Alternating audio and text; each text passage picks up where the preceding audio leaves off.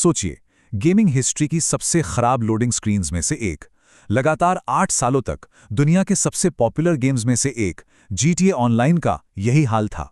लाखों प्लेयर्स बस 6 से 8 मिनट तक बादलों को घूरते रहते थे। गेम शुरू होने का इंतजार करते करते सेशन फेल हो जाते थे और न जाने कितना बेशकीमती समय बर्बाद होता था। लेकिन फिर एक अकेले प्रोग्रामर ने एक ही शाम में इस पूरी प्रॉब्लम को फिक्स कर दिया। आज के इस एक्सप्लेनर में हम सोर्स मटेरियल के जरिए जानेंगे कि कैसे उस प्रोग्रामर ने गेम के कोड के अंदर कुछ ऐसा खोज निकाला जो सच में बिल्कुल अविश्वसनीय था। अब देखिए, यह प्रॉब्लम कितनी बड़ी थी और हमने इसे कैसे नॉर्मलाइज कर लिया था। जब हम GTA 5 का स्टोरी मोड लोड करते थे तो गेम को स्टार्ट होने में मुश्किल से 1 से 1.5 मिनट लगता था, लेकिन जैसे ही ऑनलाइन मोड में जाने की कोशिश की जाती, वो इंतजार 6 से 8 मिनट तक खिंच जाता था। और कमाल की बात तो यह है कि किसी के पास कितना भी महंगा गेमिंग पीसी क्यों ना हो या कितना भी फास्ट इंटरनेट कनेक्शन क्यों ना हो, उससे कोई फर्क नहीं पड़ता था। सबने बस यही मान लिया था कि भाई सर्वर ओवरलोडेड होंगे या शायद उनका खुद का इंटरनेट ही खराब है। और यही बात इस पूरी सिचुएशन को और भी अजीब बनाती है। सोर्स मटेरियल के डेटा पर नजर डालें तो GTA ऑनलाइन कोई छोटा मोटा गेम नहीं था। ये एक कैश काउ है जो सालाना 500 मिलियन से $1 बिलियन तक कमाता है। जरा सोचिए, इतने मैसिव रेवेन्यू और इतने बड़े प्लेयर बेस के बावजूद इस $1 बिलियन स्टूडियो ने पूरे 8 सालों तक इतनी बड़ी लोडिंग प्रॉब्लम को इग्नोर किया। होता है ना, जब कोई गेम बहुत पॉपुलर हो जाता है तो हम उसकी कमियों को भी नॉर्मल मान लेते हैं क्योंकि फ्रस्ट्रेशन की आदत सी पड़ जाती है। सेक्शन 1, एक प्रोग्रामर की एंट्री, TSOST। खैर, हर कोई सिर्फ शिकायत करके नहीं बैठता।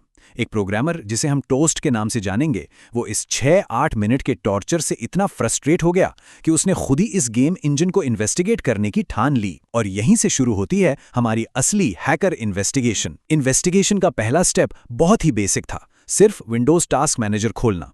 और वहीं पर एक बहुत बड़ा क्लू मिला। जब GTA ऑनलाइन लोड हो रहा था तो नेटवर्क और डिस्क का यूसेज बिल्कुल खाली था। ग्राफिक्स कार्ड भी एकदम रिलैक्स था। सारा का सारा लोड प्रोसेसर के सिर्फ एक कोर पर था जो 100% यूटिलाइज हो रहा था। बाकी सारे कोर बिल्कुल खाली बैठे थे। इसका सीधा सा मतलब था गेम का कोई बैकग्राउंड प्रोसेस बुरी तरह से अटक गया था और प्रॉब्लम ना तो इंटरनेट की थी और ना ही हार्डवेयर की। सेक्शन 2, गेम इंजन को डाइसेक्ट करना। अब ये तो साफ था कि गेम किसी कोड में फंसा हुआ है, लेकिन बिना सोर्स कोड के अंदर झांकना किसी मजबूत दीवार के आर पार देखने जैसा है। इसलिए T0 नेस्ट ने अपने टूल्स अपग्रेड किए।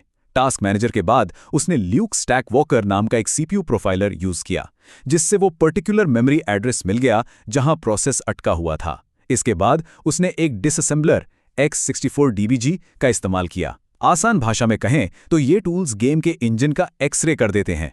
इससे वो अटका हुआ प्रोसेस ब्रोकन असेंबली लैंग्वेज में ट्रांसलेट हो गया। भले ही ये सीधा कोड नहीं था, लेकिन एक प्रोग्रामर के लिए ये समझने के लिए काफी था कि अंदर क्या तबाही मची हुई है।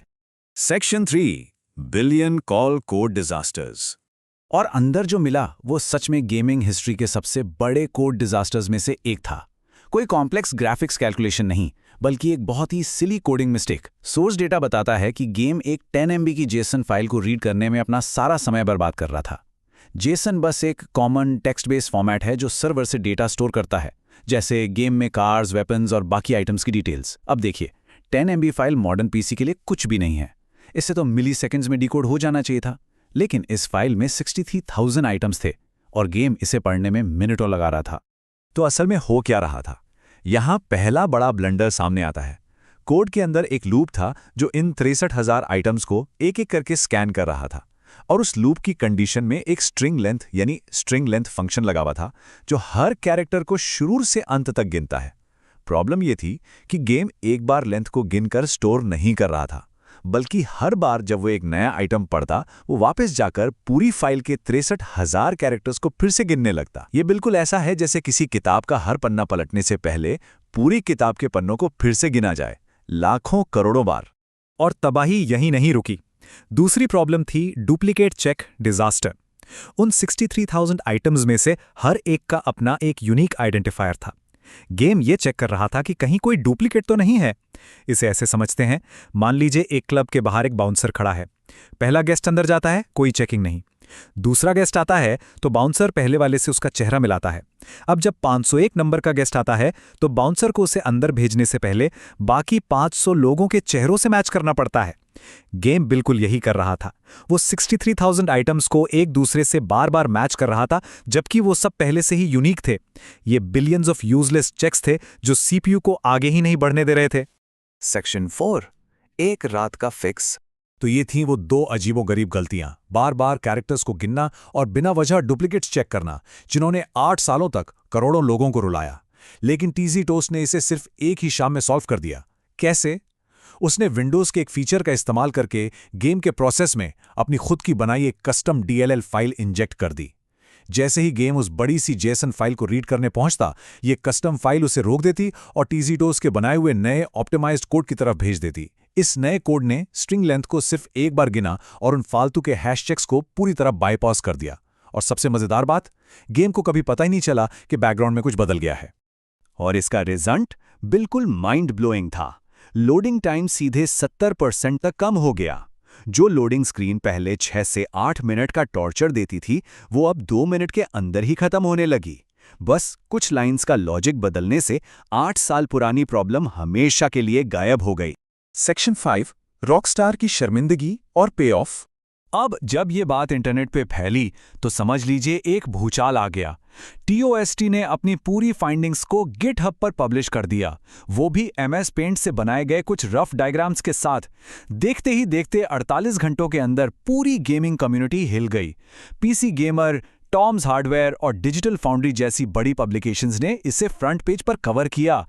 हर जगह यही हेडलाइन थी कि कैसे एक अकेले प्रोग्रामर ने वो फिक्स कर दिया जो एक $multi-billion स्टूडियो 8 साल में नहीं कर पाया। ये लहर इतनी तेज थी कि फाइनली स्टूडियो को एक्शन लेना ही पड़ा। और फिर आया असली पे ऑफ। गेम के मेकर्स ने ना सिर्फ इस फिक्स को ऑफिशियली अपने पैच में शामिल किया, बल्कि पैच नोट्स में सीधे टॉस्ट को ट्रिब्यूट भी दिया।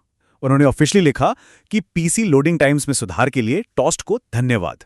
इतना ही नहीं, उन्होंने एक बहुत ही अनप्रेसिडेंटेड कदम उठाते हुए अपने बग बाउंटी प्रोग्राम के तहत टॉस्ट को $10,000 का इनाम भी दिया, जो कि आमतौर पे सिर्फ सिक्योरिटी बग्स के लिए होता है। एक शाम की स्मार्ट इन्वेस्टिगेशन का इससे बेहतरीन पे ऑफ और क्या हो सकता है। लेकिन ये पूरी कहानी हमें एक बहुत ही प्रोवोकेटिव सवाल के साथ छोड़ जाती है।